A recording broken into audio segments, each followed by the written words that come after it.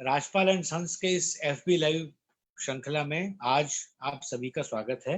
मेरा नाम हिमांशु पंड्या है और मैं आज हिंदी के विख्यात कहानीकार स्वयं प्रकाश के बारे में कुछ बात करने के लिए आपके सामने मौजूद हूँ। आवाज़ ठीक से आ रही है या नहीं ये आप लोग देख लें और बता दें। मैं उम्मीद करता हूँ कि आवाज़ ठीक है और मैं अपनी बात जारी रखता हूँ। यदि कोई दिक्कत होगी तो आप लोग बताएंगे। तो जैसा कि मैं कह रहा था, आज स्वयं प्रकाश के लेखन के एक महत्वपूर्ण पहलू पर मैं आपसे बात करने जा रहा हूं और उसका मुख्य आधार यह पुस्तक जो मेरे हाथ में है इस समय। क्योंकि यह कैमरा है रेयर, इसलिए इसमें उल्टा दिख रहा होगा। किताब का नाम है धूप में नंगे पांव। यह स्वयं प्रकाश जी के जीवन में जिन शहरों में उन्होंने अपने काम किए, अपने कर्मशीलता के दौरान वो जिन शहरों में रहे, वहां की कहानी है। 1966 में उन्होंने नौकरी शुरू की और घर से निकले पढ़ाई पूरी करने के बाद, और 2003 में स्वैच्छिक सेवानिवृत्ति लेकर रिटायर हुए। 66 से 2003 तक लगभग 35-36 साल का ये पूरा वक्फा है जो इस किताब में बिखरा पड़ा है। और जिस प्रकाशन समूह के पेज से मैं ये बोल रहा हूँ अभी, राजपाल एंड सन्स, वहीं से ये किताब प्रकाशित हुई है। यह किताब आज चर्चा करने के लिए मैंने मुख्य रूप से चुनी है क्योंकि स्वयं प्रकाश एक कहानीकार तो थे ही, लेकिन कहानीकार होने के साथ साथ उन्होंने जो कथेतर गद्य लिखा है, उसमें जो किस्सा गोई की शैली उन्होंने एक तरह से आविष्कृत की है, वह बहुत महत्वपूर्ण है, बहुत मजेदार है, बहुत मार्मिक है और बहुत हमारे लिए सीखने लायक है। उस पर अलग से बात की जानी चाहिए। ये किताब पिछले साल आई हुई किताब है। इसके पश्चात स्वयं प्रकाश हमारे बीच नहीं रहे, तो यह उनकी अंतिम किताब भी है। और यह किताब आप सभी का ध्यान चाहती है, तो बतौर समीक्षक मैं इस किताब की ओर आपका ध्यान आकर्षित कर पाऊंगा यदि, तो यह मेरी सफलता होगी। मुझे लगता है मैं सबसे पहले इस किताब के एक मजेदार प्रसंग से बात शुरू करूं। दरअसल ये किताब इतनी सुंदर और इतनी शानदार है कि अगर मैं और कुछ ना करके आज घंटे भर तक इस किताब के कुछ चुनिंदा अंशों का पाठ भी कर दूंगा तो वो काफी होगा। ये मानते हुए मैं एक बहुत सुंदर अंश के साथ बात शुरू कर रहा हूं। यह कहानी है स्वयं प्रकाश के उड़ीसा में सरगपल्ली में रहने के दौरान की, जहां की वो एक फैक्ट्री में काम करते थे। उस दौरान 3 कुंवारे कैसे एक जगह रहे, इस पे एक मैं किस्सा शुरू कर इस किस्से से मैं अपनी बात शुरू करने जा रहा हूं। कोई महीने भर बाद हम 3 लोगों को 3 कमरों का एक क्वार्टर अलॉट हो गया। कार्मिक अधिकारी असीम हालदार, लेखा अधिकारी विवेकानंद बिस्वाल और हिंदी अधिकारी स्वयं प्रकाश यानी मैं। एक कमरा हालदार ने ले लिया क्योंकि उसे रोज नहाकर बगैर बदन पोंछे कपड़े पहने काफी मात्रा में पूजा करनी पड़ती थी। दूसरा कमरा विस्वाल ने ले लिया क्योंकि वह सिर्फ एमकॉम, एलएलबी और कॉस्ट अकाउंटेंसी पास थे और उन्हें कंपनी सेक्रेटरी की तैयारी के लिए काफी मात्रा में पढ़ाई करनी पड़ती थी। मैंने अपनी खटिया तीसरे कमरे यानी ड्राइंग रूम में लगा ली। हालदार के पास कुकिंग गैस थी, बिस्वाल के पास बर्तन और मेरे पास खाना बनाने का शौक और तजुर्बा। बिस्वाल ने कहा कि मैं घर गृहस्थी के खर्च का हिसाब ही रख सकता हूँ, तो रख लूंगा। हालदार ने कहा कि तुम लोग जो भी करना चाहो करो, जनसंपर्क और जनरल एडमिनिस्ट्रेशन की टोटल जिम्मेदारी मुझ पर छोड़ देना। मैंने कहा, इस प्रकार तो घर का सारा काम निपट गया। अब जो यत्किंचित बचा खुचा है, अर्थात झाड़ू पोछा, सफाई, खाना पकाना, बर्तन मांजना इत्यादि, वह कृपा करके मुझे करने दिया जाए। इस तरह हम 3 कुंवारों की अलबेली गृहस्थी शुरू हुई। मैं थोड़ा हिस्सा छोड़ के आगे का पढ़ रहा हूँ क्योंकि जाने की कोई जगह नहीं थी और करने को कोई काम नहीं था, इसलिए शुरू के उन सपाट दिनों के किचन एडवेंचर्स ने हमें बहुत गुलजार रखा। यूं तो हम तीनों एक दूसरे से भिन्न पृष्ठभूमि के थे, इसलिए हरेक के खाने दूसरे के लिए कौतूहल और उत्सुकता के बायस होते, पर खास तौर पर हालदार के दिल्ली छाप धड़ल्ले और प्रयोगशीलता से तो मजे ही आ जाते। मसलन हम खीर बना रहे होते तो पता नहीं कब कहां से आकर उसमें आधा बोतल रूअफ़ज़ा डाल जाता। हम मिक्स वेजिटेबल बना रहे होते तो उसमें सोया सॉस और चिली सॉस, और हमने भजिया बनाने के लिए मसाला तैयार किया होता तो उसमें गरम मसाला और उबले अंडे की फांकें। हमें पकाते समय अपनी वस्तुओं के कौमारी की हालदार से रक्षा करनी पड़ती। वह खुद जब पकाता तो ऐसा लगता जैसे नेपथ्य में रावण रचित राम रक्षा स्तोत्र का पाठ चल रहा है। बैंगन का भरता बनाता तो बैंगनों को मरे हुए चूहों की तरह पकड़कर गैस पर जलाता और फिर उन्हें उस कड़वे धुएं के बीच हवा में लटकाकर उनकी चमड़ी उतारता। हाथी के रोट जैसे आलू के पराठे बनाता, तो पराठे की भरी हुई लोई चकले पर रखकर उसे हथेली से ठप ठप ठोकता जाता और दूसरे हाथ से चकले को घुमाता जाता। जाने हमें भूख ज्यादा लगती थी या जिस्म में जवानी के सोते फूटते रहते थे कि जो भी बनाता बेहद स्वादिष्ट लगता, और हम ही क्यों, हमारे यहाँ आने वालों को भी। और जब से हमारा किचन शुरू हुआ, शायद ही कोई काम है शाम ऐसी गई हो जब हालदार किसी न किसी को पकड़ न लाया हो। इस क्रम में हमने न सिर्फ एक दूसरे के व्यंजनों का आनंद लिया, अपितु अब नाम सुनिएगा आप जरा, साबूदाने के पराठे, साबुत टमाटर के भजिए, मंगोड़े के कबाब, दाल के रसगुल्ले, चावल के गुलगुले, संतरे चीकू की खीर और पालक परवल की बिरयानी जैसे असंभव अभूतपूर्व व्यंजनों की भी रचना की। क्योंकि उस इतने बड़े मकान में और कुछ था नहीं, पर्दे और फर्नीचर तक नहीं, इसलिए एक दिन मैं सुंदरगढ़ से पोस्टर कलर, स्केच पेन और खूब सारी ड्राइंग शीट्स ले आया और घर की दीवारों को तरह तरह के गुदगुदाते हंसाने वाले वचनों और कार्टूनों से भर दिया। आइडिया यह था कि इन्हें हर हफ्ते बदल दिया जाएगा, पर यह आइडिया हलदार की वजह से छोड़ देना पड़ा। क्योंकि घर के बाहर एक नेम प्लेट लगाना भी जरूरी था, इसलिए एक नेम प्लेट भी लगा दी। नेम प्लेट पर लिखा था, श्री हो, श्री पो और श्री ओ यहाँ रहते हैं। नहीं, स्वयं प्रकाश जी ने ब्रेक की कहानियां पढ़ के नहीं सोचा था। सुनिए वे क्या लिखते हैं। इनका अर्थ क्या है। HO हो यानी हिंदी ऑफिसर, PO पो यानी पर्सनल ऑफिसर और HO हो यानी अकाउंट्स ऑफिसर, AOO यानी अकाउंट्स ऑफिसर। श्री हमने खुद लगा लिया। हम स्वयं अपना सम्मान नहीं करेंगे तो दूसरे कैसे करेंगे। मीनू हमारे किचन की स्थायी समस्या था। लंच में क्या बनाया जाए यह कभी कभी डिनर तक डिसाइड नहीं हो पाता था और अंततः पोहे या नूडल्स बनाकर उसे ही लंच डिनर सब मान लिया जाता था। कभी कभी तो दूध पीकर ही कर्मकांड की छुट्टी कर दी जाती थी। एक बार तो हद हो गई कि हमने हाजमोला खाकर कर ही पेट भरा। मुझे लगा कि बहुओं को ऐसा नहीं करना चाहिए। उस गृहस्थी में स्वयं को स्वयंभू सास के पद पर सुशोभित करते हुए मैंने ऐसा सोचा, तो काफी मात्रा में दिमाग और समय लगाकर मैंने एक बड़ा सा चार्ट तैयार किया जिसमें पूरे सप्ताह के हर दिन के ब्रेकफास्ट, लंच और डिनर का ब्यौरा लिखा। देखने वाली बात यह थी कि सिवाय लंच के, क्योंकि वह दफ्तर समय के ठीक बीच फटाफट होता था, पूरे सप्ताह के महीनों में एक भी डिश 2 बार नहीं आई थी। अब इस पर अमल करवाना जरूरी था और अमल के लिए इसे प्रभावी तरीके से कहना, इफेक्टिव कम्युनिकेशन जरूरी था। तो मैंने ऊपर बड़े बड़े अक्षरों में लिखा, द ग्रेट बेघरबार बादशाह पवित्र भोजनालय, द ग्रेट बेघरबार बादशाह पवित्र भोजनालय। दूसरी पंक्ति में जिस सप्ताह का मेनू, फिर अलग अलग रंगों में अलग अलग दिनों की डिशेस और हर दिन का अलग अलग मैस्कॉट, जैसे राशिफल में हर राशि का होता है। और अंत में नोट 3 है, देखिए सुनिएगा। 1, मेनू में कभी भी बगैर नोटिस या जरूरत के परिवर्तन किया जा सकता है। 2, सारे बादशाह अपनी अपनी प्लेटें खुद धोकर रखेंगे। 3, खाना पसंद नहीं आए तो हम क्या करें, आज्ञा से व्यवस्थापक। तो जाहिर है उनका ये घर जो था वो लाफिंग गैलरी था। उन्होंने जो लिख रखा था उसे पढ़ने के लिए आस पड़ोस की सारी महिलाएं आती थी। कई तो आकर के वो सारा जो उनका मेनू था, चार्ट था, वो पूरा उतार करके भी ले गई। ये सारा बड़ा मजेदार किस्सा है जो आप आगे सुनेंगे। मैंने इस किस्से से शुरुआत क्यों की? इस किस्से से मैंने शुरुआत इसीलिए की क्योंकि स्वयं प्रकाश जी ने इस किताब की भूमिका में ये लिखा है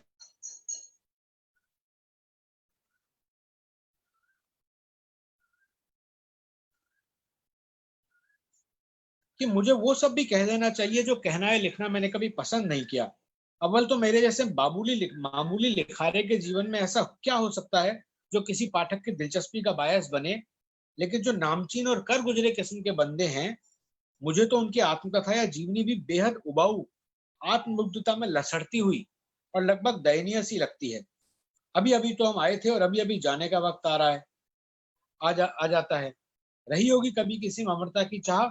अब तो ये हाल है कि पड़ी अगर बीमार तो कोई ना हो तीमारदार, और अगर मर जाइए तो नौहा खवा कोई ना हो। एक संकेत में, एक इशारे में स्वयं प्रकाश जी ने हिंदी के परिदृश्य में, हमारे हिंदी लेखन में आत्मकथा लेखन के नाम पे जो आत्ममुग्धता लिथड़ी पड़ी रही है, जिसके अंदर की मुझे याद है एक हमारे हिंदी के प्रसिद्ध कवि ने अपनी आत्मकथा में बहुत विस्तार से बताया है कि जब पंडित नेहरू ने उन्हें बुलाया भोजन पे, तो भोजन की टेबल पे वे किशोर बैठे, राजीव किशोर बैठे, उनके पुत्र किशोर बैठे, और ये पूरी आत्ममुग्धता लगातार कई पृष्ठों तक चलती रहती है। इस प्रकार की आत्मकथाएं जिनमें मैं और सिर्फ मैं है, उनके बीच में ये एक कथा है। मैं मुझे नहीं पता इसे आत्मकथा कहा जाए या नहीं, लेकिन इसे क्या कहा जाए, इस विधा को क्या कहा जाए जिस विधा में एक किताब लिखी गई है। क्या इसे रेखा चित्र कहा जाए, क्योंकि इसके अंदर ढेर सारे रेखा चित्र हैं, ढेर सारे व्यक्तियों के ऐसे चित्र हैं जिनके सहारे आप उनकी पूरी आदमकद तस्वीर अपने सामने रख सकते हैं। क्या इन्हें संस्मरण कहा जाए, क्या इसे यात्रा वृत्तांत कहा जाए, क्योंकि अलग अलग शहरों के नाम पे इनके अध्याय हैं।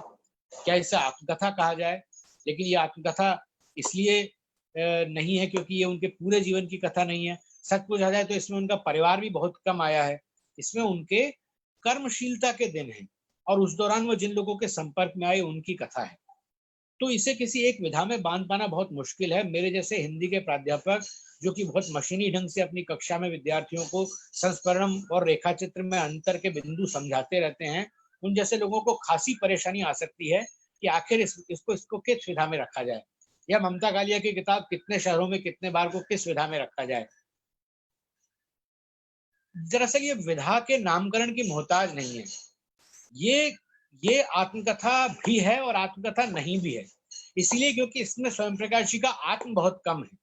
इसमें स्वयं प्रकाश जी ने उस दुनिया को आपके सामने चित्रित करने की कोशिश की है जिस परिवेश से उनका कथा संसार निकला। और यदि आप ध्यान से देखें, यदि आप बहुत ध्यान से पढ़ें, तो इस किताब में आपको उनकी ढेरों कहानियों के सूत्र मिल सकते हैं। इस किताब में आपको उनकी अनेक कहानियां, मैं एक उनके कहानी संग्रह का भी जिक्र करना चाहूंगा, यह भी राजपाल एंड सन्स से निकला है, मेरी प्रिय कहानियां। इस किताब में यदि आप और उनकी और अन्य कहानियां भी यदि आप देखते हैं, तो आप ये पाएंगे कि चाहे वो मूलचंद, बाप और अन्य हो, चाहे वो उस तरफ कहानी हो, उस तरफ कहानी जैसलमेर प्रवास से निकली है, मूलचंद बाप और पंडित भीरमाल प्रवास से निकली है, कोई कहानी उनके सुमेरपुर प्रवास से निकली है, बीच में वेना उपन्यास तो पूरा का पूरा भीनमाल की पृष्ठभूमि पर लिखा गया है। और उन्होंने इस बात को लिखा भी है कि भीनमाल में रहते हुए मैंने ये उपन्यास लिखा जिसके अंदर की वास्तविक पात्र हैं। और स्वयं प्रकाश जी अकेले शायद हिंदी के ऐसे लेखक हैं जो बात बड़े गर्व से लिखते हैं कि मेरी अधिकांश कहानियों में वास्तविक पात्र हैं। 70% से ज्यादा पात्र काल्पनिक नहीं बल्कि वास्तविक हैं। और मेरी कहानी का कोई भी पात्र कभी मेरी अपनी कहानी में अपने को पढ़ करके नाराज नहीं हुआ, बल्कि खुश हुआ कि चलिए कुछ तो ऐसा नजर आया स्वयं प्रकाश जी को कि उन्होंने अपनी कहानी में मुझे जगह दी। यह दरअसल एक कथाकार का प्रेम दिखाता है। यह दिखाता है कि एक कथाकार को दुनिया कितनी सुंदर लगती है, उससे लोगों के अंदर अच्छाइयां नजर आती है, उससे लोगों के अंदर कुंठाएं और बोरियत और उनकी बुराइयां ढूंढने की कोशिश नहीं करता है, वो उनकी उन अच्छाइयों को ढूंढ करके निकालता है जो उनकी साधारणता में छिपी हुई थी। यह धूप में नंगे पांव किताब दरअसल साधारणता के उत्सव की कथा है। यह उन मामूली लोगों की कथाएं हैं जिन्हें कोई नहीं जानता था, जिन्हें इस बात की परवाह नहीं थी कि दो लोग उनके बारे में जाने, उन पर फिल्में बने, उन पर कहानियां लिखी जाए। जो कुछ भी करते थे वो शायद स्वांतः सुखाए करते थे, लेकिन क्या खूब करते थे। और मैं ऐसे ही दो पात्रों से आपका परिचय करवाना चाहूंगा जिनके बारे में स्वयं प्रकाश जी ने लिखा है। और ये भीनमाल की कथा है, यह कहानी है भीनमाल की जहां उन्होंने नौकरी की। और इसके बाद मैं थोड़ी सी आपसे अपने और स्वयं प्रकाश जी के भीनमाल कनेक्शन के बारे में बात करूंगा। मुझे लगता है आपको उसमें मजा आएगा। मैं एक छोटा सा हिस्सा आपके सामने पढ़ रहा हूं। टेलीफोन एक्सचेंज के सहकर्मियों के अलावा भीनमाल में जिन लोगों से सबसे पहले मेरी मुलाकात और दोस्ती हुई वे थे पुष्पकांत जी और कुर्बान भाई। इन दो लोगों के बारे में जरा ध्यान से सुनिएगा वो क्या लिखते हैं। पुष्पकांत जी लड़कों के स्कूल में हिंदी के अध्यापक थे और मोतीलाल जी के बेटे थे। मोतीलाल जी भी उसी स्कूल में चित्रकला के अध्यापक थे। पिता और पुत्र का एक ही संस्था में साथ साथ नौकरी करना मुझे बहुत कठिन बल्कि अस्वाभाविक काम जैसा लगता था। बहरहाल यह सच है कि इसके बावजूद पुष्पकांत जी में कुछ ऐसा था जो देखते ही किसी को भी उनके प्रति आकर्षित करता था। शायद उनकी भावुकता और संवेदनशीलता। वह इतनी एकाग्रता से सामने वाले की बात सुनते थे, इतनी तल्लीनता से पढ़ते थे, इतने ध्यान से किसी भी चीज को देखते थे और इतने कन्विक्शन के साथ अपनी बात कहते थे कि यह एकदम दुर्लभ जैसा लगता था। कितनी बार भीनमाल के लोगों ने ऐसे दृश्य देखे होंगे कि किसी भूखे बच्चे को पुष्पकांत जी ने भरपेट खाना खिलाया, किसी दुखी आदमी की दास्तान सुनकर रोने लगे, किसी बीमार लाचार को हाथ पकड़कर अस्पताल ले गए, या किसी जरूरतमंद के लिए बगैर सोचे अपनी जेबें उलट दी।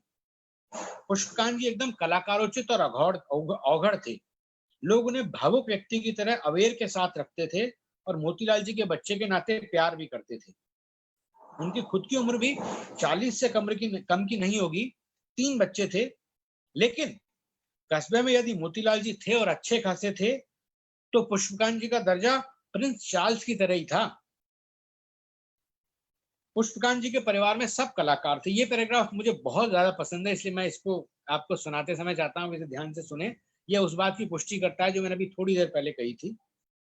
पुष्पकांत जी के परिवार में सब कलाकार थे।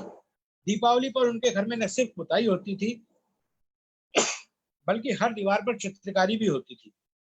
चित्रकारी का मतलब लोक कला के मांडने इत्यादि नहीं, बाकायदा राजा रवि वर्मा से और नंदलाल बोस से और यामिनी रॉय से डॉली पिकासो तक की रंगीन चित्रकारी। मास्टर मोतीलाल जी और उनके तीनों बेटे कई महीनों तक रात दिन इसमें जुटे रहते और फिर इस कला दीर्घा को जनता के लिए खोल दिया जाता। राजस्थान के एक उजाड़ जिले जालौर के एक मुफस्सल कस्बे भीनमाल के एक सामान्य से अध्यापक परिवार का ऐसा विकट कला प्रेम अलभ्य था, अकल्पनीय था। और देखिए मजा कि न कभी किसी ने इसकी फोटोग्राफी की, न वीडियोग्राफी, न इसे प्रचारित किया गया, न इस पर इतराए। इससे ज्यादा शुद्ध स्वांतः सुखाय और कहां मिलेगा।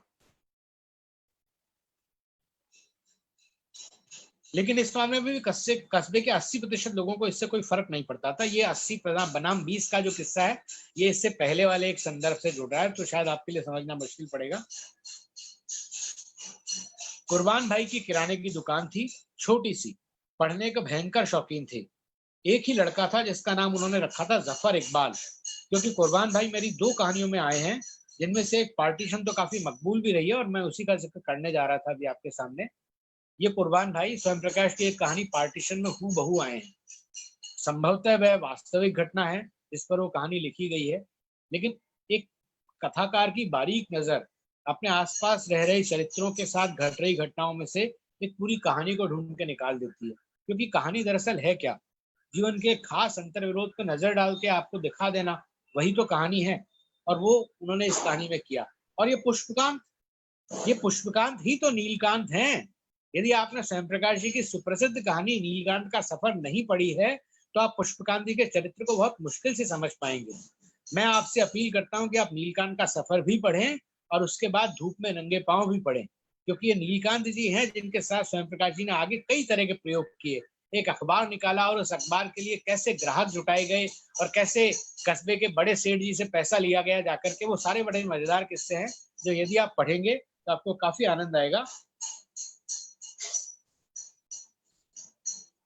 और अब एक और छोटा सा प्रसंग और ये इसलिए क्योंकि हालांकि आज मैं जिस पद्धति से आपके सामने प्रस्तुत हुआ हूं, इसमें मेरे सामने आपके कमेंट्स नहीं दिख रहे हैं।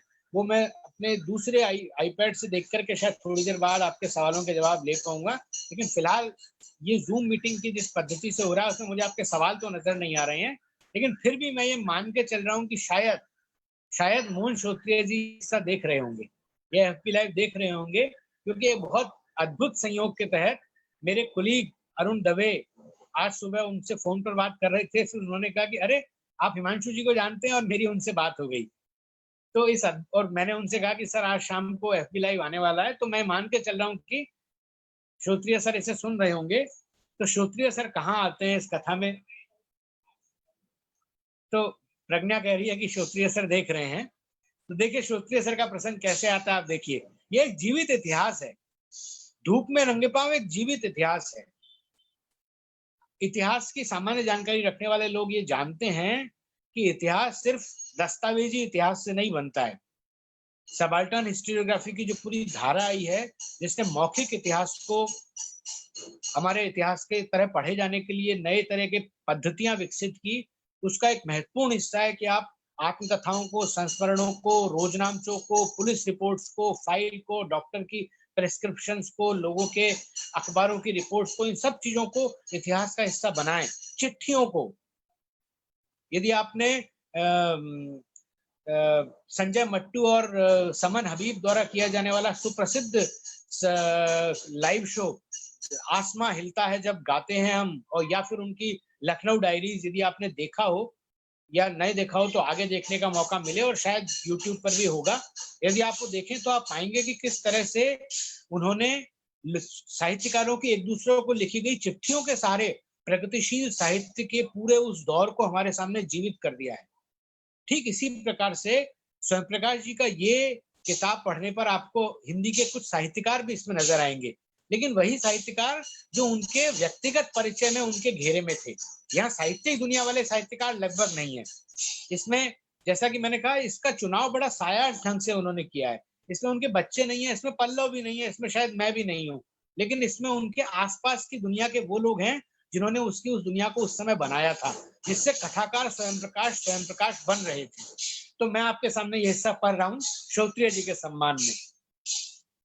एक दिन मैं प्रेस में बैठा अखबार के प्रूफ देख रहा था कि सफेद सूट, काली कमीज और सुर्ख लाल टाई में एक सुदर्शन व्यक्ति ने प्रवेश किया और मुझसे गहरे दाब और ऊष्मा के साथ हाथ मिलाया। मैं मोहन श्रोत्रिय अंग्रेजी पढ़ाता हूँ कॉलेज में। हाँ, भरतपुर से आया हूँ। कल भी आया था, आप थे नहीं, पता चला दिल्ली गए। और ये भी भीनमाल का ही प्रसंग है। भीनमाल का दूसरा प्रसंग आ गया है, लेकिन इसके बाद मैं सुमेरपुर, जैसलमेर और चित्तौड़ के भी कुछ किस्से आपके सामने सुनाऊंगा। मोहन श्रोत्रिय एक दिलकश नौजवान, एक सुलझे हुए कॉमरेड, एक सुरुचिपूर्ण पढ़ाकू और शिक्षकों की यूनियन रुकटा के नेता तो थे ही, कवि विजेंद्र के विद्यार्थी भी रह चुके थे। इसलिए उनसे तत्काल मित्रता हो गई और यह मित्रता दिन ब दिन गाढ़ी होती चली गई। उनकी एक 4 साल की बिटिया थी, रिज्जी, जो मेरी दोस्त बन गई, और उनके पास खूब सारी ऐसी पुस्तकें थी जो मैं बरसों से पढ़ना चाह रहा था। हम लोग शाम को कुर्बान भाई की दुकान पर इकट्ठे होते ही थे, वही कुर्बान भाई जिनका जिक्र अभी थोड़ी देर पहले आया था। लेकिन मोहन श्रोत्रिय के आने के बाद वहां की शामों का मिजाज बदलने लगा। पहले जहां कवि, अध्यापक, साहित्य प्रेमी और पुष्पकांत जी के भूतपूर्व छात्र अधिक होते थे और सामान्य विषयों पर दिलचस्प और खुशगवार बातचीत होती थी, वहीं अब व्याख्याताओं की संख्या बढ़ गई और बातचीत का रंग राजनीतिक, स्वर उग्र और पक्ष अधिक आग्रही होने लगे। दूर से कोई देखता तो यही समझता कि यहाँ कोई लड़ाई चल रही है। कभी कभी तो कुर्बान भाई के ग्राहक और खुद कुर्बान भाई भी घबरा जाते। ग्राहक 3-4 बार कोई चीज मांग चुका है और वह ए ही कर रहे हैं, क्या करें, कुछ सुनाई तो आए। फिर कुर्बान भाई तरकीब सीख गए। जो सबसे ऊंची आवाज में बोल रहा होता उसी को छाबड़ी पकड़ा देते। जरा नीचे से साबुत मिर्च निकाल दीजिए आधा किलो, या लिस्ट पकड़ा देते, जरा टोटल चेक कर लीजिए वगैरह। यह स्वयं प्रकाश जी की शैली है। आपके सामने कुर्बान भाई को आदमकद खड़ा कर दिया उन्होंने। इससे पहले पुष्पकांत जी के बारे में मैंने आपको बताया, या वो हालदार का अंदाज जिससे वो खाना बनाता था, वो पूरा यदि आपने देखा हो तो आप समझ सकते हैं वो आसपास उस व्यक्ति को पूरा आपके सामने साकार खड़ा कर देते हैं और उसके व्यक्तित्व की वो विशेषताएं निकाल करके आपके सामने रखते हैं जिससे वह इंसान उनके निकट आया था। क्योंकि स्वयं प्रकाश जी ने एक जगह लिखा है कि मैंने कहीं किसी का इंटरव्यू पढ़ा जिसमें वो कह रहा था कि मैं सेल्फ मेड हूँ। मुझे बड़ा अचरज हुआ, कोई भी व्यक्ति सेल्फ मेड कैसे हो सकता है? मैंने तो सब कुछ सीखा है। और इसके बाद उन्होंने पूरी लंबी लिस्ट दी है, मैंने किस किस से क्या सीखा, जिसमें उन्होंने अपने मोहल्ले के सामने के मूची का जिक्र किया है कि मैंने उससे चमड़े में, जूते में गांठ लगाना सीखा, मैंने किस चित्रकार से चित्र बनाना सीखा, मैंने किससे झाड़ू लगाना सीखा, मैंने किससे खाना बनाना सीखा, मैंने किससे अकाउंट्स के टोटल चेक करना सीखा, मैंने किससे फैक्ट्री में काम करते समय मशीन को ठीक करना सीखा। दुनिया कितना कुछ सीखने के लिए बनी है और कितना कुछ देखने के लिए है, और ये स्वयं प्रकाश की नजर है जो हमारे सामने दुनिया को इतना सुंदर बना के पेश करती है। मैं उनकी एक सुंदर कहानी का छोटा सा हिस्सा आपके सामने पढ़ना चाहूंगा और उसके बाद में थोड़ी सी अपनी बात करूंगा 5 मिनट के लिए, ताकि मैं इस कनेक्शन को समझा पाऊं कि क्यों ये किताब मेरे लिए बहुत महत्वपूर्ण है। यह कहानी है एक यूं ही मौत। एक यूं ही मौत एक ऐसे व्यक्ति की कहानी है जो बड़ा अनोखा था, बड़ा मौलिक था और सबसे अलग था। यह स्कूल टीचर था। देखिए उसके बारे में वो क्या लिखते हैं। मैंने बताया ना, थोड़ा औघड़ किस्म के व्यक्ति की कहानी है। यह अध्यापकी के प्रारंभिक दिनों की बात है, जब गांधी जयंती या कोई जयंती थी और उसे भी बोलने के लिए कहा गया था। कहानी के नायक का नाम कहीं नहीं है पूरी कहानी में। और उसने कहा था, अब देखिए क्या भाषण दिया हमारे नायक ने, सुनिए। आज आपसे कहा जाएगा कि आपको गांधी जी के बताए रास्ते पर चलना चाहिए। कुछ दिन बाद कहा जाएगा नेहरू जी के बताए रास्ते पर, फिर सुभाष के बताए रास्ते पर, फिर सुब्रमण्यम भारती के बताए रास्ते पर, और फिर भगत सिंह के बताए रास्ते पर। इस तरह साल भर में करीब 20-21 रास्ते आते हैं और सब पर आप एक साथ चल नहीं सकते, क्योंकि ये सारे रास्ते यदि पता चल भी जाए कि क्या है तो एक दूसरे के उल्टी दिशा में है।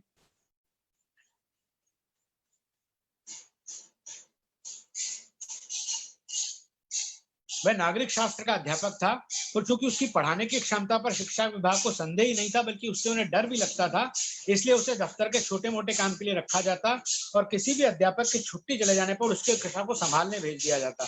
भर्ती का अध्यापक या बदली का अध्यापक, यही उसका काम रहा। उसने इसकी परवाह भी नहीं की। यदि भूगोल की कक्षा होती तो वह यहाँ से शुरू करता, अच्छा बताओ ऐसा क्यों है कि एक ही देश में एक जगह लोग बाढ़ से मर रहे हैं और दूसरी जगह सूखे से? ऐसा क्यों नहीं किया जा सकता कि बाढ़ के इलाके का पानी सूखे के इलाके में पहुंचा दिया जाए? दोनों जगह 4-4 फसलें ली जा सकती हैं। तब वह विस्तार से गंगा के पानी के क्यूसेक बताता, गंगा पर बांध बनाने की असमर्थता, गंगा को कावेरी से जोड़ने की योजना, भूमिगत सुरंगों से गंगा का पानी नहरों तक लाने का खर्चा, और परमाणु विस्फोटों से थार के रेगिस्तान में बड़े बड़े जलाशय बनाने की कल्पना।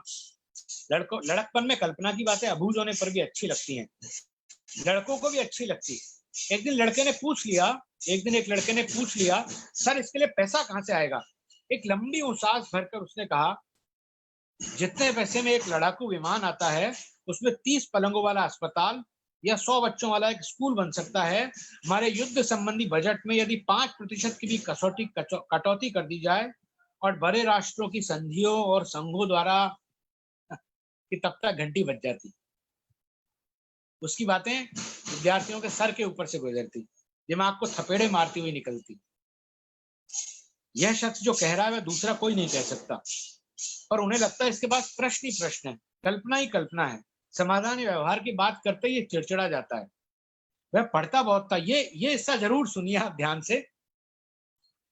और ये स्वयं प्रकाश जी की 30 साल पुरानी कहानी है, लेकिन आज सन 2020 के टीवी को देखते हुए आपको ऐसा लगेगा जैसे ये ज्यादा प्रासंगिक है। मैं सुनिए, मैं आपको सुनाता हूँ। वह पढ़ता बहुत था, लेकिन उस पर किसी से बहस करने को तैयार नहीं होता था। शायद अपने मुकाबले दूसरे सारे लोग उसे बॉर्डम लगते थे। वह जानकारी, ज्ञान और शोध में बारीकी से अंतर करता था और अधिकांश पढ़े लिखों को पराये विचारों की एस्ट्रे कहता था। एक बार बहुत ध्यान से समाचार सुनने वाले से उसने पूछा, क्या सुनते हो? वह भौचक देखने लगा तो यह खुद ही बोला, कल गिनना। प्रधानमंत्री ने कल गिनना कहा शब्द 15 मिनट के समाचार में कितनी बार बोला गया? राष्ट्रपति ने कहा, प्रधानमंत्री ने कहा, राज्यपाल ने कहा, युवराज ने कहा, विपक्ष ने कहा, पार्टी अध्यक्ष ने कहा, इजराइल ने कहा, पोप ने कहा, बीबीसी ने कहा। ये कहते ही कहते हैं या कुछ और भी करते हैं? जो करते हैं वह क्यों नहीं होता समाचारों में? एक दूसरे दिन में कक्षा में गया तो बोर्ड पर लिखा था पागल। उसने इसका जरा भी बुरा नहीं माना और पौन घंटे के जीवन में पागलपन की महत्ता पर भाषण दिया। गैलीलियो से, मैडम क्यूरी से, आइंस्टाइन से, डार्विन से, फ्रायड से, रसेल से, सीवी रमन से, रवि ठाकुर से, वॉन गॉग से, चार्ली चैपलिन से, नार्लिकर तक उसने सिद्ध कर दिया कि दुनिया का कोई बड़ा आदमी, कोई महान व्यक्ति ऐसा नहीं था जो पागल न हो। काम में पागल, प्रेम में पागल, काम के प्रेम में पागल, और तुम में से भाग्यशाली होगा वह जिसमें इसका शतांश भर भी पागलपन आ जाएगा। ऐसा था ये हमारी इस कहानी का नायक। लेकिन कहानी का नाम था एक यूं ही मौत। पूरी कहानी इस व्यक्ति के समाज में खप न पाने, इसके अजीबोगरीब होने और सब लोगों के साथ इसका तारतम्य न बैठ पाने की कहानी है। और आखिर में स्वयं प्रकाश जी बड़ी उदासी के साथ लिखते हैं, कुछ दिन बाद वह मर गया। एक नाराज आदमी की चुपचाप मौत, न किसी से तीमारदारी करवाई, न किसी से अफसोस। लेकिन यह जीवन असफल चाहे न रहा हो, निरर्थक जरूर बीत गया। हीरो को हीरोइक अंदाज में उन्होंने ग्लैमराइज नहीं किया इस कहानी में। यदि आप ध्यान से देखें तो अंत में वो लिखते हैं, असफल चाहे न रहा हो, निरर्थक जरूर बीत गया, क्योंकि इस बेहूदी दुनिया की बेहूदगी समझने के बावजूद उसने इसके खिलाफ न तो आवाज उठाई, न उन लोगों को ढूंढने की कोशिश की जो उसी की तरह जानते थे। क्योंकि तब ये सब मिलकर शायद इस दुनिया को, ये शायद 2 बार मैंने नहीं पढ़ा है, कहानी में है, शायद इस दुनिया को कुछ कम बेहुदा बनाने की तरकीब कर सकते थे। दरअसल स्वयं प्रकाश का पूरा जीवन दोस्तियों की कहानी है। स्वयं प्रकाश का पूरा जीवन इस बात की कहानी है कि व्यक्ति एक बिरादरी चाहता है। जब उसे वैचारिक बिरादरी नहीं मिलती है तो वो धार्मिक और जातीय कट्टरता की तरफ जाता है। ये बात उन्होंने एक इंटरव्यू में मुझसे कही थी। जब आप उसे एक सपना देते हैं, एक साझा सपना देते हैं, तो वो ऐसे ऐसे दोस्तों की बिरादरी बनाता है जिनके साथ उस सपने को पूरा करने की दिशा में बढ़ा जा सके। और जब यह सपना खो जाता है तो व्हाट्सएप विश्वविद्यालय जन्म लेता है, अफवाहें जन्म लेती हैं, शक जन्म लेते हैं, संदेह जन्म लेते हैं, मॉब लिंचिंग जन्म लेती है। और जब वह सपना जीवित होता है, जब वह सपना साकार होता है, तो दुनिया को बदलने की इच्छा करने वाले लोग एक होते हैं। और वो सब लोग ऐसे नहीं होते हैं कि जिनके दिमाग में साफ-साफ तस्वीर हो कि दुनिया कैसी होगी जिसे हम बदलना चाहते हैं। लेकिन उन्हें पता होता है कि वर्तमान में क्या-क्या परिवर्तन किए जाने हैं। यह दुनिया पुष्पकांत जी और कुर्बान भाई और मोहन श्रोत्रिय और दुर्गा प्रसाद अग्रवाल और सदाशिव श्रोत्रिय और चंद्रेश भाई और आजाद उनके दोस्त की एक कथा है। मैं सारे शायद किस्से आपको न सुना पाऊं पूरे 1 घंटे में, लेकिन ऐसी अनेक कथाएं हैं जिनको पढ़ते हुए आपको समझ में आएगा कि कैसे उन्होंने ऐसे लोगों को ढूंढ करके हमारे सामने रख दिया है जो हमारे चारों ओर हैं, लेकिन उनके उन तत्वों को हम देख नहीं पाते हैं। वो उनको हमारे सामने रखते हैं। तो मैंने 2 किस्से आपको भीनमाल के सुनाए और आपने शायद थोड़ा पहले जिक्र भी सुन लिया होगा। भीनमाल जालौर जिले में आता है। और यदि आपको भूगोल की थोड़ी बहुत जानकारी है, खैर ये भूगोल की जानकारी से ज्यादा ये भूगोल की जानकारी का इतना सवाल नहीं है, मैंने गलत बोला। लेकिन मैं आपको ये जानकारी दे दूं कि मैं जिस जगह से बोल रहा हूँ वह एक छोटा सा कस्बा है रानीवाड़ा और यह इसी जालौर जिले में है। और जालौर जिले में मैं आज से लगभग 2 वर्ष पहले आया हूँ। ठीक उसी तरह अपनी नौकरी के सिलसिले में तबादला होकर के जैसे स्वयं प्रकाश जी एक दिन अचानक भीनमाल आ गए थे। भीनमाल मेरे यहाँ से 30-35 किलोमीटर दूर, यानी बहुत पास का कस्बा है। और जब स्वयं प्रकाश जी 40 साल पहले भीनमाल आए होंगे, 60 के आसपास, 66 में, तब भीनमाल की आबादी उतनी ही रही होगी जितनी आज रानीवाड़ा की आबादी है। हो सकता है इससे भी कम रही, इतनी ही रही होगी मेरा ख्याल है। और आज से लगभग 1.25 साल पहले स्वयं प्रकाश जी के गुजरने से थोड़ा पहले की ये बात है।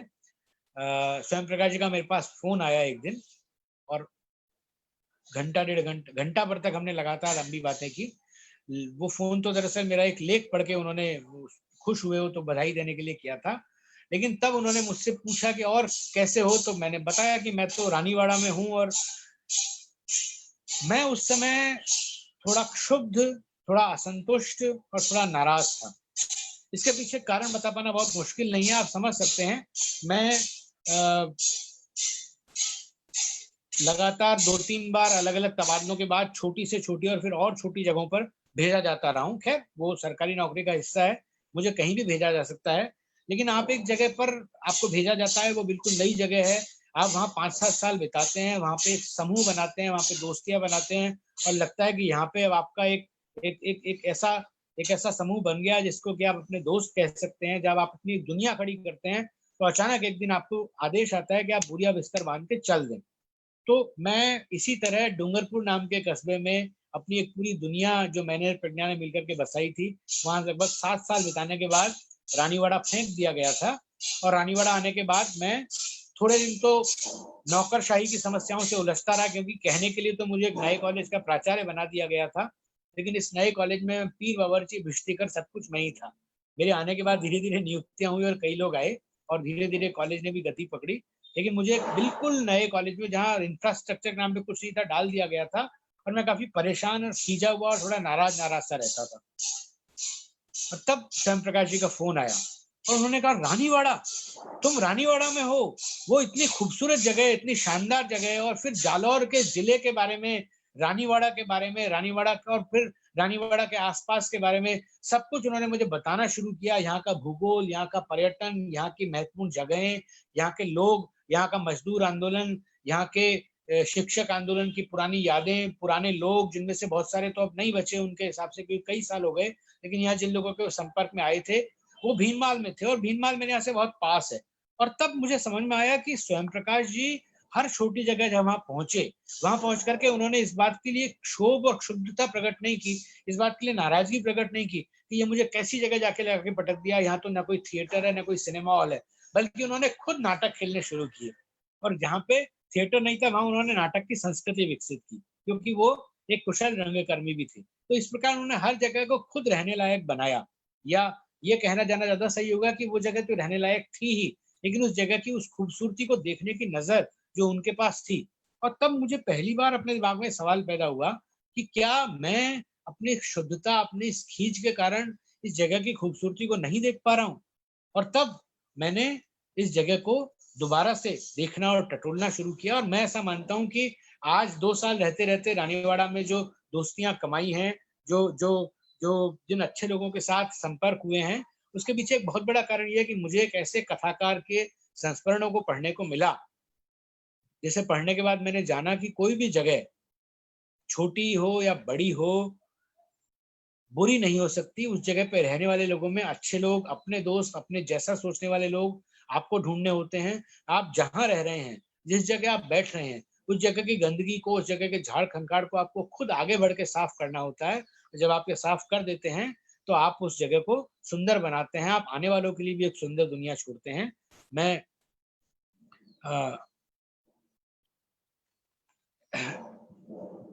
एक छोटा सा हिस्सा आपके सामने और पढ़ रहा हूं, यह भी मदद के बारे में है।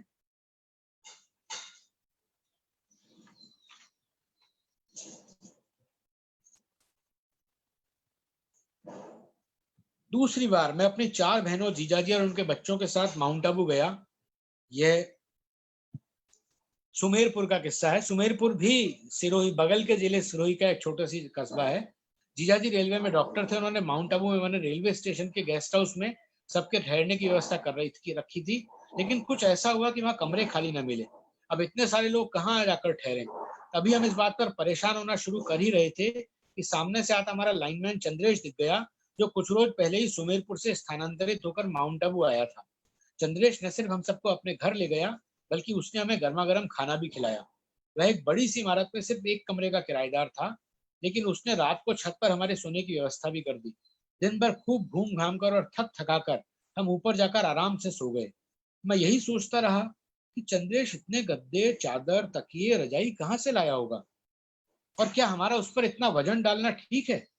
इत्तेफाक ऐसा हुआ कि रात को आंधी चलने लगी और पानी बरसने लगा। अब क्या किया जाए। ऊपर एक बड़ा सा कमरा था जो मकान मालिक ने किसी को नहीं दिया था। इस कमरे में मकान मालिक का ताला लटका रहता था। मैं तो इस घटना पर सोचने भी लगता हूं तो नहीं रुकिए। चंद्रेश ने एक पत्थर से वह ताला तोड़ दिया और हम सबको भीतर सुला दिया। हमारे आने के बाद चंद्रेश मकान मालिक से कैसे निपटा होगा मैं नहीं जानता। मैं तो इस घटना पर सोचने भी लगता हूं तो यही सोचता रह जाता हूं कि अगली सुबह चंद्रेश की पत्नी ने जितने प्यार से हमें अपने प्राइमस स्टोव के निकट गिर बैठाकर गर्मा गर्म हलवा खिलाया था, क्या कभी मेरी माँ ने भी हम भाई बहनों को इस तरह खिलाया था। तो यह चंद्रेश है जो लाइनमैन है, जो अचानक उन्हें मिल गया और उसने कैसे उन्हें रोका। और अगर आप जैसलमेर की उनकी कथा पढ़े, जब भाईसा उनको लेकर के जाते हैं, मैं तो आपको पता चलेगा कि वो साधारणता में सुंदरता ढूंढने वाले व्यक्ति हैं। और उनकी अनेक कहानियां, चाहे आप अविनाश मोटू आम आदमी पढ़ लें या उनकी वो कविता आदमी जात का आदमी पढ़ लें, उनकी अनेक कहानियां उन्हीं पात्रों से मिलकर के बनी हैं। आपको पता चलता है कि कैसे एक कहानीकार कहानियां ढूंढ के निकालता है। उसका कच्चा माल आपको आपके सामने उसने पहली बार रख दिया है। और एक और बात मैं आपको बताना चाहता हूँ, इस पे मैं अब मैं चूंकि 40 मिनट हो गए हैं और मैं मान के चलता हूं कि मुझे अंतिम 10 मिनट आपके सवालों के जवाबों के लिए भी रखना चाहिए, तो मैं आखिरी 10 मिनट थोड़ी सी महत्वपूर्ण बात करना चाहता हूं, जिस पर कि मैं इस व्याख्यान के अंत में फोकस करूंगा। मैंने तय किया था, मैं उसको आपके सामने रखना चाहता हूं। और वो है कि यह आत्मकथा या संस्मरण जो भी है, यह एक मौखिक इतिहास है। मैंने आपसे पहले भी कहा था। और यह मौखिक इतिहास इसीलिए है क्योंकि यह एक सजग विचारशील व्यक्ति की नजर से देखा गया इतिहास है। आत्मकथा की परिभाषा के समय हमने ये पढ़ा है अपने विद्यार्थी जीवन में कि आत्मकथा वो होती है जिससे आपको अपने समय और समाज थोड़ी देर बाद मैं ये बात खत्म करके फिर सवाल देखूंगा। आत्मकथा वो होती है जिससे आपको अपने समय और समाज पर सही रोशनी पड़ सके, और इस मायने में ये पूरी तरह से आत्मकथा है, क्योंकि इसमें स्वयं प्रकाश का आत्म जिस परिवेश से निर्मित हुआ, उनका समय और उनका समाज जिसमें वो रह रहे थे, उसकी पूरी वास्तविक जानकारी आपको इससे मिलती है। इससे आपको हमारे, क्योंकि वो लगातार एक के बाद एक कई सारे सार्वजनिक उपक्रमों में काम करते रहे, पहले चाहे वो डाकतार विभाग हो और चाहे फिर वो हिंदुस्तान जिंक लिमिटेड की विभिन्न इकाइयां हों, तो उन्होंने सार्वजनिक उपक्रमों में काम, एक सार्वजनिक उपक्रम हिंदुस्तान जिंक लिमिटेड में काफी लंबे अरसे तक काम किया और अलग अलग पदों पे काम किया। इसीलिए वो उसको भीतर से जानते थे, और चूंकि वो एक सजग मार्क्सवादी लेखक थे, इसलिए वो ट्रेड यूनियन मूवमेंट्स को भी बहुत निकट से देखते थे। तो आपको इसमें हिंदुस्तान में, या कहा जाए दुनिया में, जो मार्क्सवाद की विफलता के कुछ कारण हैं वो भी देखने को मिल सकते हैं। इसमें आपको भारत में ट्रेड यूनियन मूवमेंट की असफलता के कारण भी छुपे हुए हैं, वो देखने को मिल सकते हैं। और मैं इसके बारे में थोड़ी सी आपके साथ चर्चा करना चाहता हूँ। मैं ये नहीं कह रहा कि स्वयं प्रकाश जी जो कह रहे हैं वह अंतिम सत्य है, लेकिन वह विचार करने के लिए बहुत महत्वपूर्ण बिंदु हमारे सामने सोच रहे हैं, छोड़ रहे हैं, जिन्हें मैं आपके सामने रखना चाहता हूँ। एक मिनट रुकिए, मैं पेज निकाल लूँ जरा। मैं दो हिस्से पढ़ूंगा आपके सामने। एक हिस्सा मैं पढ़ूंगा आपके सामने, पहले मैं एक कैरेक्टर आपके सामने रखना चाहता हूं, ये पटेल है।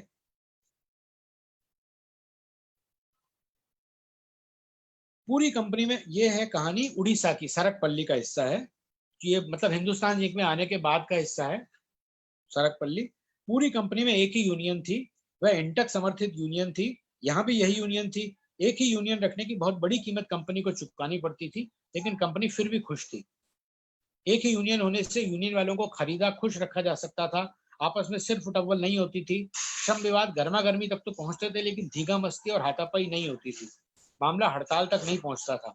उत्पादन प्रभावित नहीं होता था, इसलिए मंत्रालय में छवि खराब नहीं होती थी। पर्यावरण प्रदूषण जैसे मुद्दे दबे रहते थे, कानून चुपचाप तोड़े जा सकते थे, हल्ला नहीं मचता था। लोगों का कहना था कि प्रबंधन और यूनियन के बीच पहले ही तय हो जाता है कि क्या लेना है, क्या देना है, और उससे पहले क्या डिमांड करना है, कितनी देर अड़ना है, कब अपने आप को झुका देना है, कब कितने पर समझौता कर लेना है। स्थानीय यूनियन सचिव, ये वो व्यक्ति जिसका मैं जिक्र आपके सामने कर रहा था, एक कैरिकेचर है, एक व्यक्ति का पूरा चित्र है आपके सामने। और ये कोई बहुत अच्छा या पूरा काला भी नहीं है, स्याह सफेद के विभाजन में नहीं पड़ेंगे। इसके अच्छे पक्ष भी हैं इस पात्र के, लेकिन सुनिए। स्थानीय यूनियन सचिव निहायत उजड़, बदतमीज, गुंडा और असभ्य किस्म का व्यक्ति था। वह पटेल था। उसके पास जमीन थी, परंपरागत दबदबा था और निचले स्तर की राजनीतिक जान पहचान थी। गले में मोटी सी सोने की चेन थी, आंखों पर काला चश्मा था, पुट्ठों के नीचे मोटरसाइकिल थी, घर में लाइसेंस वाला रिवॉल्वर था। मजदूरों से तू तड़ाक से बात करने में सोचना नहीं पड़ता था। सरकारी कार्यालयों में गए तो कुर्सी पर बैठने या भीतर आने के लिए किसी की अनुमति नहीं लेनी पड़ती थी। पटेल को यूनियन के काम के लिए फुल टाइम रिलीव किया हुआ था, अर्थात उसके लिए कार्यालय में आना जरूरी ही नहीं था। मर्जी आए तब आए, न उसे कोई काम दिया जा सकता था। उसे तनख्वाह जरूर नियमित और पूरी मिलती थी। यूनियन के लिए एक अलग कार्यालय बना हुआ था। पटेल की मोटरसाइकिल को सिक्योरिटी वाले भी गेट पर चेक नहीं कर सकते थे। इसमें वह अपनी हद तक समझता था। वह जब मर्जी हुई धड़धड़ाता हुआ आता, जहां चाहता बैठता, घूमता और जब चाहता चला जाता। उसके मुंह में हर समय जर्दे का पान ठुसा रहता। अधिकांश कर्मचारी उसे देखते ही खड़े हो जाते और उसके सामने हाथ जोड़े आज्ञा आज्ञा करते रहते। उसने कई अधिकारियों को माँ बहन की गाली दी थी, अनेक का कॉलर पकड़ा था और एक दो को तो थप्पड़ भी मारा था। एक अधिकारी की तो रात पाली में पटेल और नशे में धुत उसके साथियों ने यूनियन ऑफिस के सामने जमकर धुलाई की थी। इस कदर कि उसे सुंदर अस्पताल में भर्ती कराना पड़ा था। एक बार रात को वह रिवॉल्वर लेकर उप महाप्रबंधक के घर पहुंच गया था। एक बार उसे कुछ तकलीफ थी, कॉलोनी में स्थित डिस्पेंसरी में आया, डॉक्टर के पास गया। डॉक्टर ने कहा पहले बाहर जाकर 5 थूक कर आओ। इस पर उसे इतना गुस्सा है कि उसने डॉक्टर को कमरे में बंद कर दिया और बाहर से ताला लगाकर सुंदरगढ़ चला गया।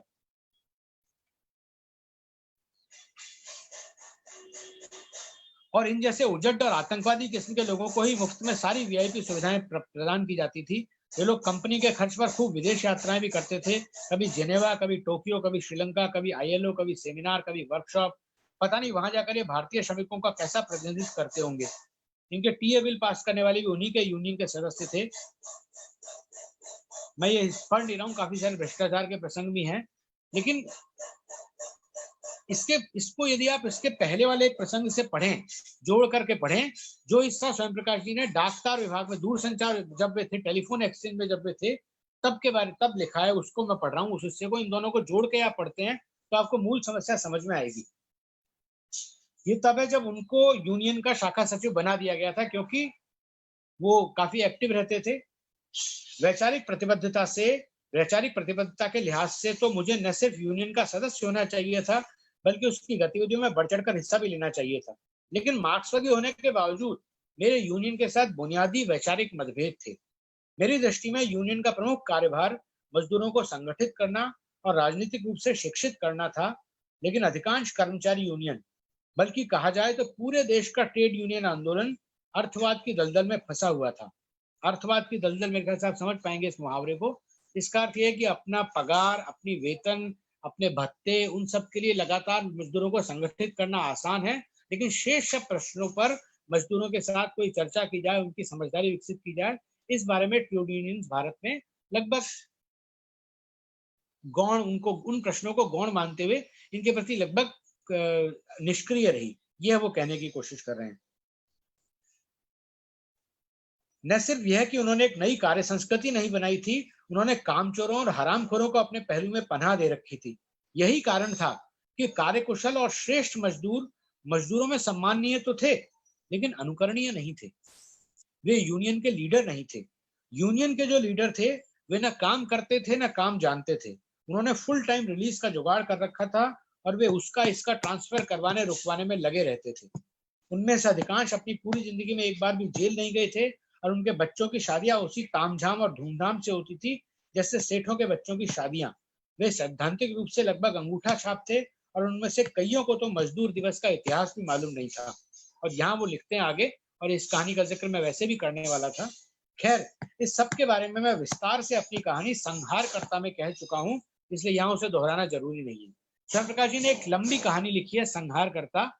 उस कहानी में यदि आप देखें तो यही ट्रेड यूनियन की जो समस्याएं सारी की सारी उभर करके सामने आती है। लेकिन ये एक बड़ा सवाल है जिसे स्वयं प्रकाश जी ने एक नहीं, इस पूरी किताब में 3-4 जगह उठाया है। और यदि आप ध्यान से पढ़ेंगे तो आपको उनके काम करने के दौरान, संगठन बनाने के दौरान, अपने साथियों के साथ एक समूह बनाने के दौरान, ये सवाल उन्हें बार बार परेशान करता है कि हम सारे सवालों पे एक साथ इकट्ठे होकर क्यों नहीं सोच पाते, क्यों नहीं एक मार्क्सवादी अपने जीवन में उन्हीं नियमों को लागू कर पाता जिन्हें वह अपनी साहित्य में जगह देता है। उदाहरण के लिए नास्तिकता के प्रश्न, उदाहरण के लिए धर्म और मंदिर के बारे में आपकी आस्था के प्रश्न, वहां आप दोहरा आचरण कैसे करने लगते हैं, ये सारे सवाल उन्होंने अपनी इस किताब में उठाए हैं।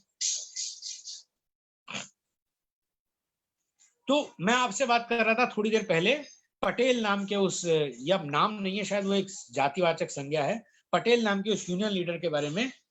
उसी का अगला हिस्सा देखिए।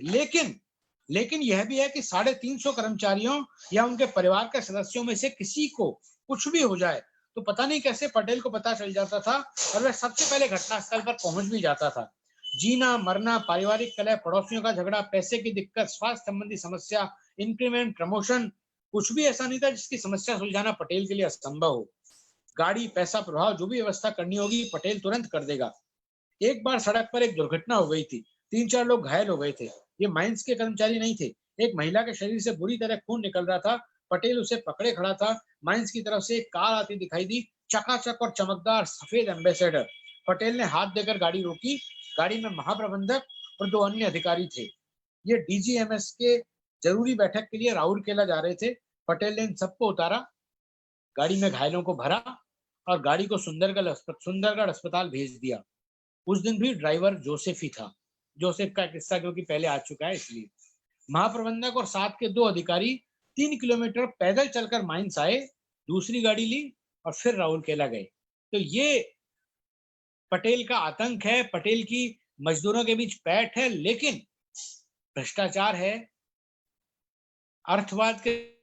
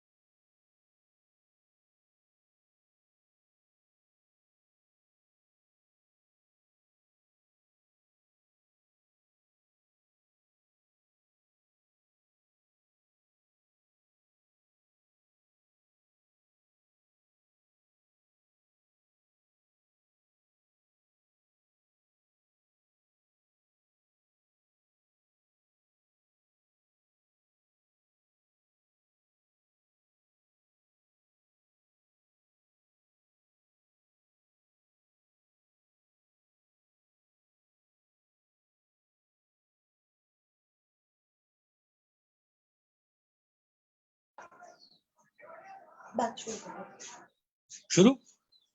माफी चाहता हूँ, अचानक से वाईफाई कनेक्टिविटी चली गई थी, बाधा आई। मेरी बातचीत का रॉ भी थोड़ा सा टूट गया है। मैं दोबारा से वापस जहां से बात छोड़ी थी उसे शुरू करने की कोशिश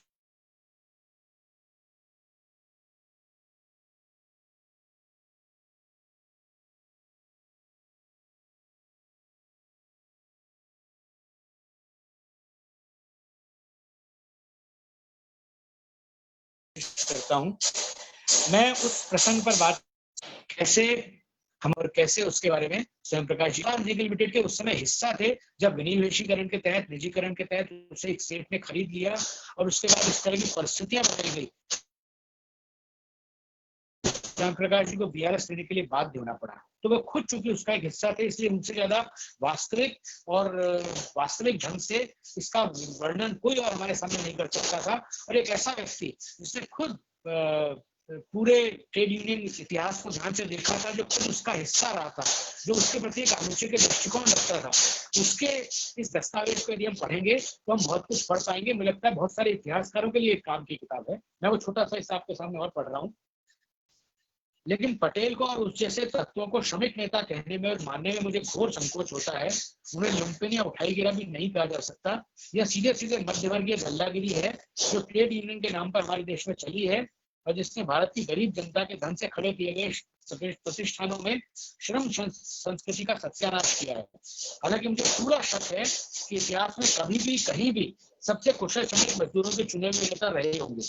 मशीन पर काम करने का हुनर और कौशल जानना अलग बात है और सांगठनिक क्षमता बिल्कुल अलग बात। ये खैर ये दो अलग अलग रहे हैं, वो मानते हैं। शायद इस प्रकार के सांस्कृतिक प्रशिक्षण की आवश्यकता श्रमिक वर्ग को थी, वह देने पर कभी ध्यान नहीं दिया गया और मान लिया गया कि समता, धर्मनिरपेक्षता, परिश्रम का सम्मान, ईमानदारी, सच्चरित्रता, समर्पण, उत्साह आदि समाजवादी मूल्य साथ रहने और काम करने से धीरे धीरे अपने आप आ जाएंगे, क्योंकि प्रकृति मनुष्य नेक, भला, सभ्य और चरित्रवान है। तो ये मान लिया गया कि सारे गुण तो अपने आप ही आ जाएंगे साथ रहने से। इनके लिए किसी और प्रशिक्षण की, किसी और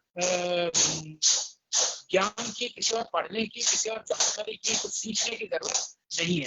इस प्रकार हमारे ट्रेड यूनियन किस तरह अर्थवाद के दलदल में फंस करके ध्वस्त हुए और जब आखिरी का समय आया तो कैसे उनके पास विरोध करने की ताकत बची ही नहीं थी, कैसे वे निष्प्राण हो चुके थे, निष्प्रभ हो चुके थे। और इसीलिए वो एक मरमर सा, एक मरा हुआ सा, एक बिल्कुल सांकेतिक प्रतिरोध करके हमारे सारी यूनियनें चुप हो गई और एक एक करके हमारी सारी इकाइयां बिक गई और उन दामों पर बिक गई जिन दामों पर ऐसा कहा जाता है कि हिंदुस्तान जिंक लिमिटेड के बिकने के बाद जो जिस समूह ने उसे खरीदा वेदांता, उन्होंने उसका कबाड़ भी उससे ज्यादा में बेच दिया जितनी मूल कीमत में उन्होंने उसे खरीदा था। ये सब किंवदंतियां हैं, जनश्रुतियां हैं जो उदयपुर में रहने के कारण मुझे पता है और मुझे लगता है ये वास्तविक है, ये सच्चाई है। तो खैर ये सब हमने अपनी आंखों के सामने देखा। हमने अपनी आंखों के सामने देखा कि बाकायदा एक मंत्रालय बनाया गया जिसका नाम ही विनिवेश मंत्रालय था, जिसके कर्ता अरुण शौरी थे। उसका काम ही अपनी संपत्तियों को बेचना था, यानी बेच भर की घर के सामान को बेच करके खुद खाना था और इसके लिए बाकायदा एक मंत्रालय काम कर रहा था। मैं आखिरी का हिस्सा एक जरा सा आपके सामने पढ़ रहा हूं। आखिरी का हिस्सा बिल्कुल अंतिम इस उपन्यास का।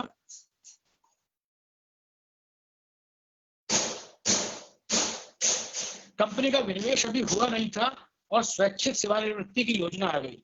उसे किसी ने भाव नहीं दिया तो 6 महीने बाद एक अधिक आकर्षक योजना आ गई। मोबाइल फोन बजाते हुए कुछ लड़के लड़कियां सूट पैंट पहने पता नहीं किस प्रबंधन संस्थान से आ गए और एक एक का सबकी खिंचाई करने लगे और सफाई मांगने लगे। कंप्यूटरों पर उम्र के हिसाब से कर्मचारियों और अधिकारियों की सूचियां बनने लगी और 40 साल से ऊपर की उनके उम्र के कर्मचारियों और अधिकारियों के हर हफ्ते ऑनलाइन इंटरव्यू होने लगे। इन विचित्र किस्म के आगंतुकों के न किसी को पदनाम मालूम थे न वेतनमान। वे न तो इकाई से वेतन लेते थे और न इकाई प्रधान को रिपोर्ट करते थे। सब कुछ ऐसे हो रहा था जैसे शहर में गेस्टापो पुलिस घुस आई हो। इस नए आतंक को लालच के चलते सेवानिवृत्ति के नजदीक पहुंचे कुछ अधिकारियों ने स्वैच्छिक सेवानिवृत्ति के लिए आवेदन कर दिया और शेष या तो अखबारों में वैकेंसी देखने लगे या ड्यूटी के बाद शाम को शहर की किसी कंप्यूटर क्लास में जाकर C++, जावा और लाइनेक्स सीखने लगे, या सारे देश में पता करने लगे कि कहाँ उन्हें लगभग ऐसी नौकरी मिल सकती है और जा जाकर इंटरव्यू देने लगे। जैसे डूबते हुए जहाज से चूहे एक साथ भागने का रास्ता ढूंढने लगते हैं। तो और जो इनमें से कुछ भी नहीं कर सकते थे, वे जबरदस्ती रात को 8-8 बजे तक दफ्तर में बैठने लगे। उन्होंने कंपनी अस्पताल में बीपी चेक करवाना बंद कर दिया और बालों में खिजाब लगाना शुरू कर दिया। आवाज उस कमरे में जाके सुनो।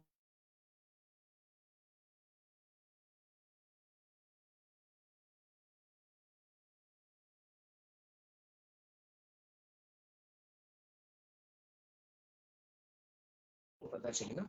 मुझे अभी अभी कहा गया, तो कृपया आप लिख के। 6 महीने बाद फिर एक शिक्षक थी और जिसे गोल्डन हैंडशेक कहा गया। इस बीच मॉडर्न बेकरी में विनिवेश हो चुका था और उदयपुर स्थित पर्यटन विभाग का आलीशान होटल लक्ष्मी विलास पैलेस भी बिक चुका था और छत्तीसगढ़ में नालको के निजीकरण के विरुद्ध जोरदार संघर्ष चल रहा था। जिस दिन हिंदुस्तान की ट्रेड यूनियंस नालको का संघर्ष हारी, हमारी कॉलोनी के कई घरों में शाम को न खाना बना न किसी ने बिजली जलाई। लेकिन अंततः कंपनी का विनिवेश हो गया और इसी के साथ रातों रात प्रबंधन भी बदल गया। जो पहला व्यक्ति इस प्रक्रिया में बेरोजगार हुआ वह था हमारा अध्यक्ष।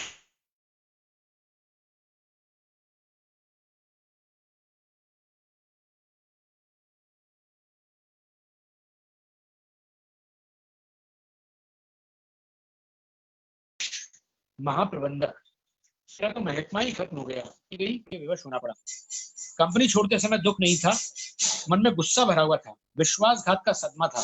सवाल एक या कुछ आदमियों के रोजगार का नहीं था, सवाल गरीब जनता की गाड़ी कमाई से खड़े हुए एक 25 साल पुराने संस्थान की दिन दहाड़े खुली लूट का था। और यह कैसे अभूतपूर्व लूट थी जिसमें कांग्रेसियों और कम्युनिस्टों ने दक्षिणपंथियों को मूक समर्थन दिया था, या जिसमें अंदर ही अंदर शायद तीनों शामिल थे। इससे साफ जाहिर हो रहा था कि अब देश पर शासन विभिन्न विचारधाराओं के राजनीतिक दलों का नहीं, खरी विशुद्ध जन विरोधी नैतिकता निरपेक्ष पूंजी और उनके दलालों का होने जा रहा है।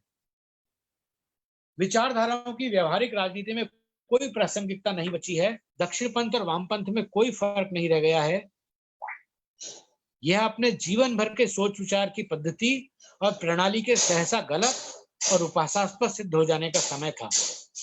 ठगे रह जाने की यह भावना इतनी गहरी थी कि इसने भावी जीवन की कर्मठता के सारे संकल्पों को भी भूंठरा और गुट्ठल कर दिया।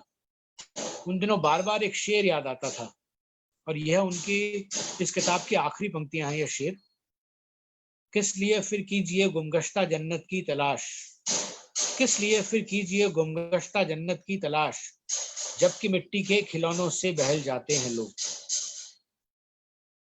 यदि आप इस किताब का अंत पढ़ें तो एक और महत्वपूर्ण सवाल का जवाब मिलता है। ये सवाल हुआ जो मैंने अंत में जब उनकी मृत्यु के बाद श्रद्धांजलि लेख कथादेश में लिखा तो मैंने एक सवाल पूछा था और मैंने उसका जवाब ढूंढने की कोशिश की थी। और वो सवाल ये था कि हिंदी का कहानीकार जिसने रिटायरमेंट के समय या उससे थोड़ा पहले मुझसे एक इंटरव्यू में ये कहा था कि अब तो मेरा हाथ थोड़ा सा सधा है, अब तो मैं लिखना सीखा हूं, असल में तो थोड़ा सा कच्चा पक्का सा राग साधना अब आया है, अब बहुत सारा कुछ लिखूंगा, क्योंकि अब तक तो मैं लिखना, अब तक तो रियाज कर रहा था। जिसने एक बार बार इंटरव्यू में कहा कि मेरे पास एक उपन्यास की योजना है, मैं उस पर काम कर रहा हूं। उस व्यक्ति ने, मेरे ख्याल से उनकी महत्वपूर्ण अंतिम कहानी आई थी प्रतीक्षा, जो पहल 85 में छपी थी। पल्लव इस बात पे मुझे संशोधित करेंगे यदि मैं ये दावा कर रहा हूं जो गलत है तो, लेकिन मेरे ख्याल से पिछले दशक में उन्होंने कोई कहानी नहीं लिखी या कम से कम प्रकाशित नहीं करवाई जिसकी चर्चा हुई हो, जिस पर हम सबने बात की हो। उनकी सारी महत्वपूर्ण कहानियां इस दशक से पहले की हैं।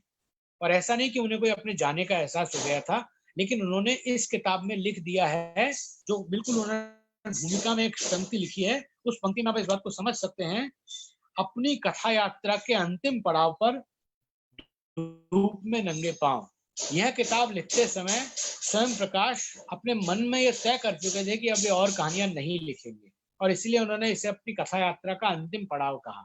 और ये एक तरह से उनकी कहानियों का स्थानापन्न है ये किताब, क्योंकि वो अपनी कहानियों के माध्यम से जो कहना चाहते थे, वही काम वो इस पूरी किताब के माध्यम से कर रहे थे। वो वही कह रहे थे जो उन्होंने अपनी हर कहानी के माध्यम से हम पाठकों को कहने की कोशिश की। मुझे लगता है कि उन्होंने जिस तरह से इस किताब के अंत में लिखा है कि जिन सिद्धांतों को लेकर के जीवन भर चला, अचानक वो सारी प्रणाली गलत हो गई और उपहासास्पद लगने लग गई।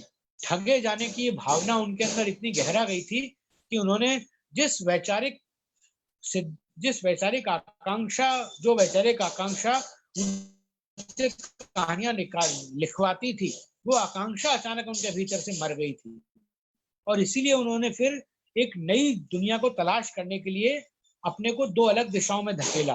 पहली दिशा थी जो इस किताब के रूप में सामने आई और दूसरी दिशा थी जो बच्चों के लिए कहानियों के रूप में हमारे सामने आई, जो चकमक के संपादन के रूप में सामने आई, जो हांजी नाजी के रूप में सामने आई, जो सप्पू और उसके दोस्त के जो कहानियां उन्होंने लिखी हैं उसके रूप में सामने आई। ये वो तरीके थे जिसके तरीके से स्वयं प्रकाश ने बिखर जाने के बाद फिर से अपने को संजोया और फिर से उस दुनिया की तलाश शुरू कर दी जिस दुनिया की तलाश में ये पूरी किताब लिखी गई है, धूप में रंगे पांव।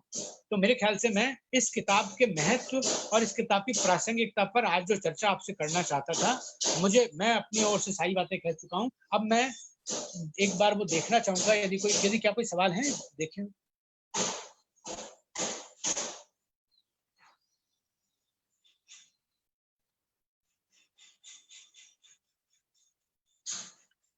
जरा धैर्य रखिए, मैं आपके सवाल पढ़ रहा हूँ।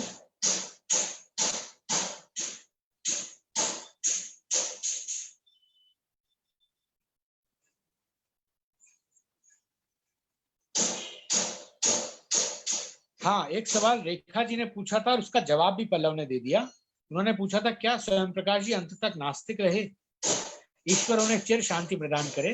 बिल्कुल रेखा जी, आप जिस ईश्वर को मानती हैं उससे आप प्रार्थना कर सकती हैं कि उन्हें चिर शांति प्रदान करे, लेकिन वास्तविकता यही है कि इन पंक्तियों को पढ़ने वाला, इस समय चर्चा करने वाला मैं, और जिसके बारे में मैं चर्चा कर रहा हूँ वे स्वयं प्रकाश जी, हम दोनों ही नास्तिक थे, पूरी तरह से नास्तिक थे।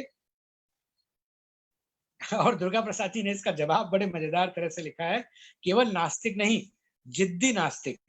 और मैंने तो चर्चा नहीं की, इसके अंदर एक बड़ा मजेदार किस्सा है जो चित्तौड़ का प्रसंग है, संभवतः हाँ चित्तौड़ का प्रसंग है।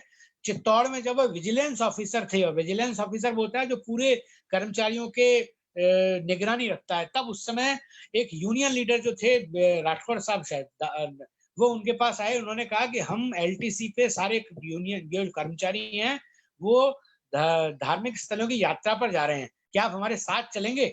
और स्वयं प्रकाश जी ने सोचा कि मैं तो नास्तिक आदमी हूँ, मैं ये 4 धाम की यात्रा पर क्यों जाऊं? और वो कर्मचारी जिनका कि मैं विजिलेंस ऑफिसर होने जिन पर निगाह रखता हूँ, और एलटीसी में आपको पता ही होगा कि गड़बड़ियां बहुत ज्यादा होती हैं, इसलिए लोग घबराते हैं कि विजिलेंस ऑफिसर का ध्यान न जाए। ये लोग मुझे ही अपने साथ ले जाना चाहते हैं। उन्होंने इसे चुनौती की तरह लिया। उन्होंने अपने परिवार से चर्चा की कि क्या मुझे इन लोगों के साथ जाना चाहिए? क्या एक विजिलेंस ऑफिसर का मजदूरों के साथ एलटीसी यात्रा पे जाना गलत तो नहीं माना जाएगा? और उन्हें लगा कि उन्हें ऐसा करना चाहिए। उन्होंने ऐसा किया, और ये करने के बाद, वैष्णो देवी तक जाने के बाद, ऊपर तक चढ़ाई करने के बाद, वे अंदर मंदिर में दर्शन के लिए नहीं गए। और एक इंटरव्यू जो मैंने, पल्लव ने और मिहिर ने मिलकर के कथादेश के लिए उनका इंटरव्यू लिया था, उसमें हमने उनसे पूछा कि जब आप नहीं गए तो आपके सब साथियों ने आपके बारे में क्या सोचा? तो उन्होंने कहा कि उन्होंने जरूर मुझे वेंडा समझा होगा। वेंडा हमारे मेवाड़ी का शब्द है, जो जिसका दिमाग थोड़ा हिला हुआ उसके लिए काम में लिया जाता है। तो बिल्कुल रेखा जी, स्वयं प्रकाश जी ऐसे ही थे। और मैं देखता हूँ यदि आपके कोई सवाल हो तो। दिक्कत ये हुई है कि वो शायद नेटवर्क टूटने के बाद पीछे के सवाल चले गए हैं और मुझे आगे के सवाल ही दिखाई दे रहे हैं। बाकी तो कुछ लोगों की सहमतियां हैं मेरी बात से, कुछ लोगों ने, ये मैं बंद नहीं करवा पाया, मैं माफी चाहता हूँ। ये पीछे मेरे घर के पीछे भी एक फैक्ट्री है। स्वयं प्रकाश जी जैसे फैक्ट्रियों के निरंतर संपर्क में रहे, ऐसे मेरे घर के पीछे की फैक्ट्री में लगातार ठोका पीटी चलती रही, उसने आपको परेशान किया होगा। इसके लिए मैं आपसे व्यक्तिगत रूप से माफी मांगता हूँ।